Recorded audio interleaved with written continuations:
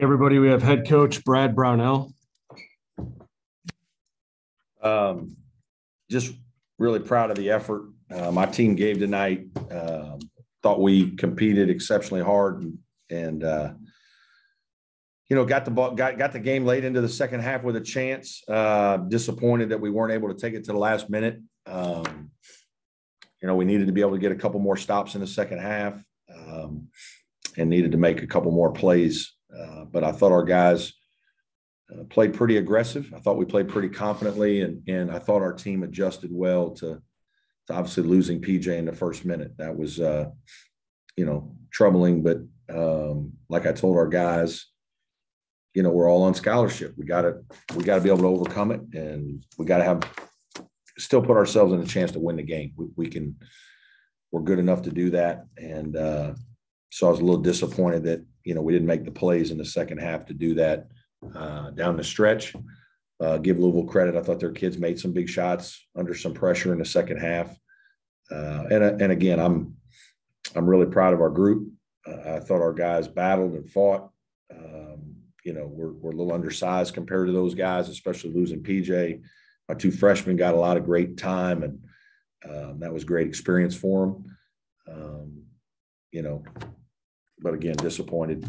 In terms of PJ, I don't know anything, so I can't really help you there in terms of what his situation is. Questions? Hey, Brad, this is David Spotter from the Clemson Insider. Did you see, I guess, in live action what PJ did or what happened?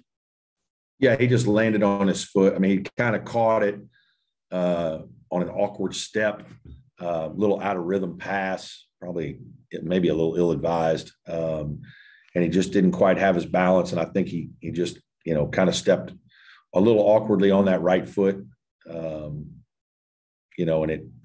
he tweaked it or whatnot. So, we took him out, put some ice on it to see what it would feel like. But I told Brad, there's no reason to put him back in the game unless it's, I can't imagine he's going to feel better. So we just decided to shut him down.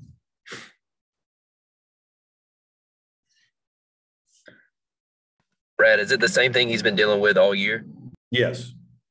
Yeah. Periodically, he has a little hot spot there that flares up on him. And, if he steps in the wrong way or something every once in a while, it, kind of gives a grab, obviously. And, tonight it did.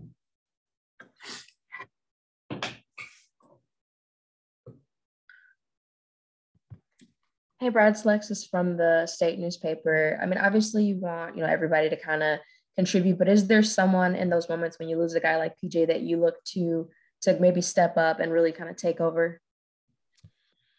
Well, he's our number one option. There's no doubt about it. But we've got other guys that it kind of depends on a situation. We ran a couple different actions for a couple different players to exploit something. Al obviously had a nice game shooting the basketball. I thought Nas was great, gave us great energy, made some real good plays.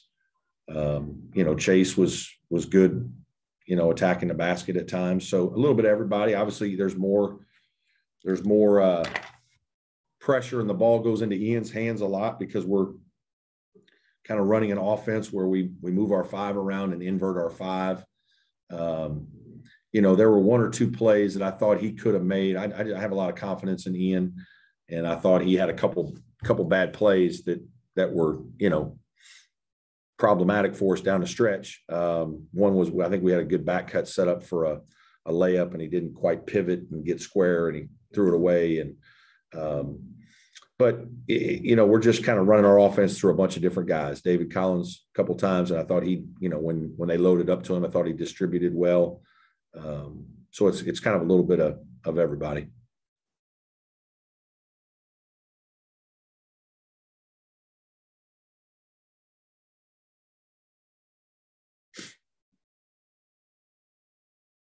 Any more questions? Brad, if PJ is out for any extended period of time, do you stick with Nas, put him in the starting five, or what do you do?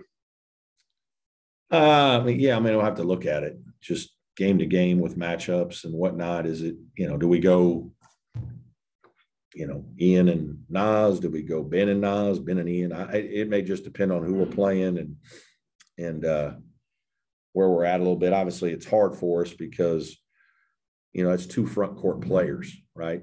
Hunter and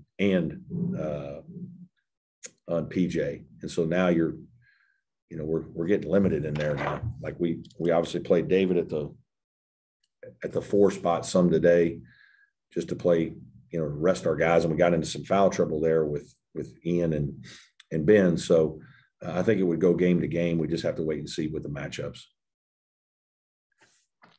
Brad, any updated timeline with Hunter and when he might be back, or is ACC tournament still possible? Like, Yeah, kind of how I do. He started doing a few things this week. I'm not ready to. I don't know really a lot about when it is. Is there a possibility he can get there for the last week of the regular season or ACC tournament? I know he's doing everything possible. He's living in the training room. He's doing stuff with Brad every single day, and he started doing some things on the court a little bit this week. This is all, I guess, what is it, 2 weeks away from the last week of the season. That might be optimistic, but if there's a guy that could get to that point, it would probably be him.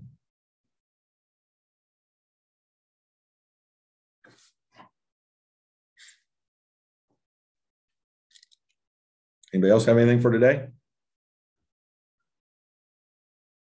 Any more questions for Coach? Thanks, everybody. Thank you. Brad.